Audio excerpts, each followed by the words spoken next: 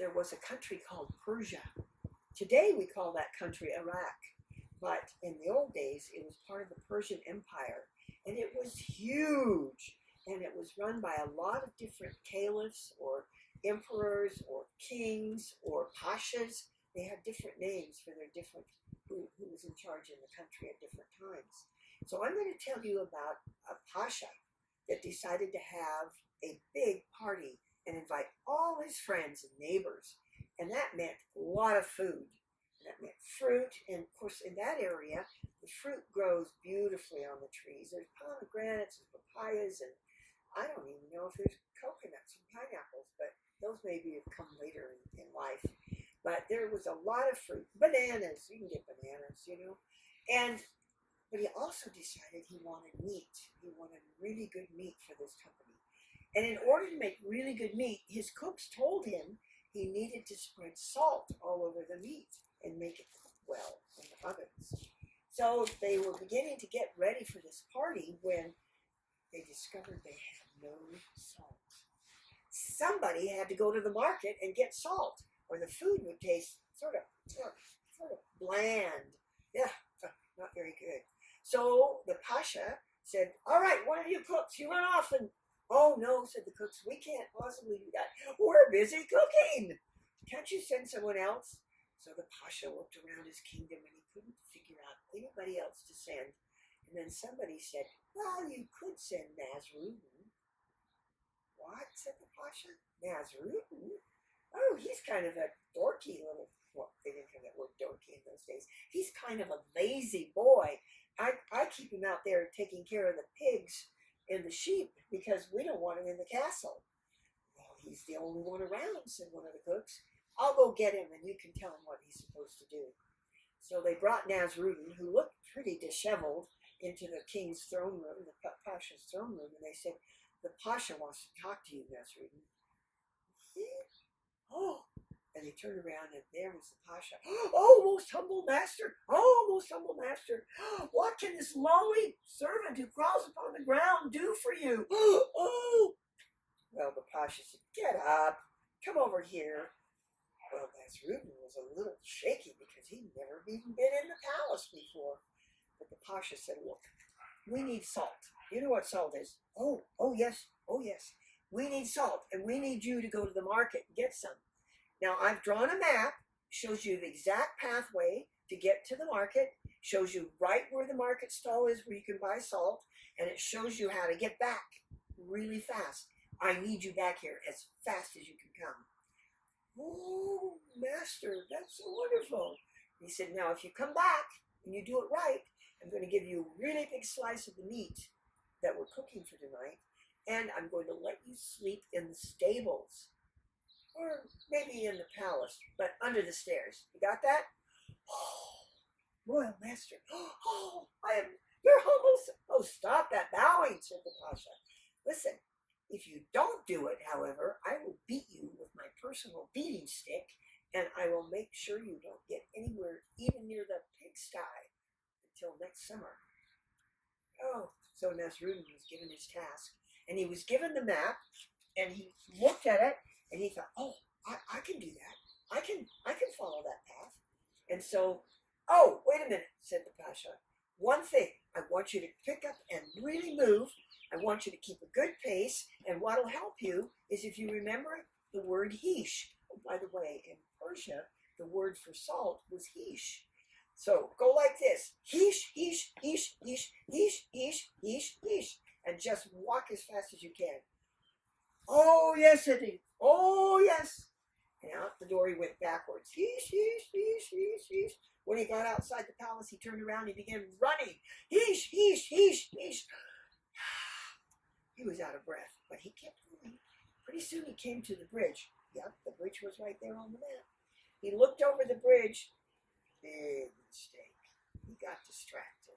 He looked over the edge of the bridge, and there he saw a fisherman fishing, but there were no fish.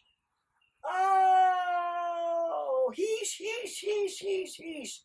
The fisherman looked up at him, had this mean look on his face. Oh, I forgot to tell you, another word that means heesh, that said heesh, means nothing.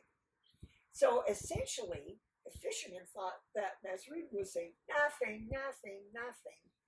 And he was very angry and he said, "You are a wicked boy. You shouldn't say that to me. You should say, may there be 5 or 10." Oh, all right, said Nasrudin. And he leaned over the bridge again. He said, may there be 5 or 10. May there be 5 or 10. And then he backed off slowly and went across the bridge. May there be 5 or 10. May there be 5 or 10. Ooh, may there be 5 or 10? That doesn't sound right.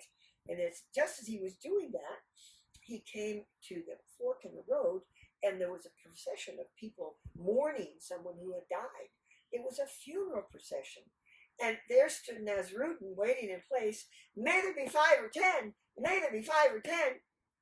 Everybody in the funeral procession looked at him and went, "Oh, you bad boy. You shouldn't say things like that. You should say, God rest his soul. God rest his soul." Oh, okay, said Nasrudin. I can do that. And he kept standing there. God rest his soul. God rest his soul. God rest his soul. Until the funeral procession went by, and then Nasrudin went on his way, totally confused. God rest his soul. God rest. What am I doing? God rest his soul. Where am I going? God rest. Oh, there's the map. Okay. And just then, when he looked down at the map, he saw a dead fish right in the middle of the road. God rest his soul. God rest his soul. Some people going by saw him saying that to this poor dead fish, and they said, "You shouldn't say that. You should say, oh, what a smell. Oh, what a smell." "Oh," said Nasrudin, of course I should. Oh, what a smell. Oh, what a smell." And he kept going on down the road. Oh, what a smell. Looking at his map. Oh, and he bumped right into the back of a bunch of beautiful ladies who were out for a stroll. And here he is. Oh, what a smell. Oh, what a smell. Oh. And they looked at him and they said, "Why, you insulting little bug. You shouldn't say things like that. You should say, oh, how lovely. Why, how nice." And then they begin to hit him with their parasols, which is another name for umbrella. And they can popping him on the head, and he's, oh no, like that. And he's going, "Oh, my, how lovely. My, how nice. My, how lovely. My, how nice." And they left him alone and went on down the road continuing on their walk. Well, poor Nasrudin, he was beaten. He was so confused, and his head ached, and he came up upon 2 men who were fighting in the road, trying to keep themselves and their dogs apart. And he went, "Oh, how lovely! Oh, how nice!" And the 2 men stopped fighting and looked at him. "What did you? My, how lovely! My, how nice!" "Oh," said the 2 men, "you shouldn't say something like that. You should say, please, good sir, stop fighting, good sir."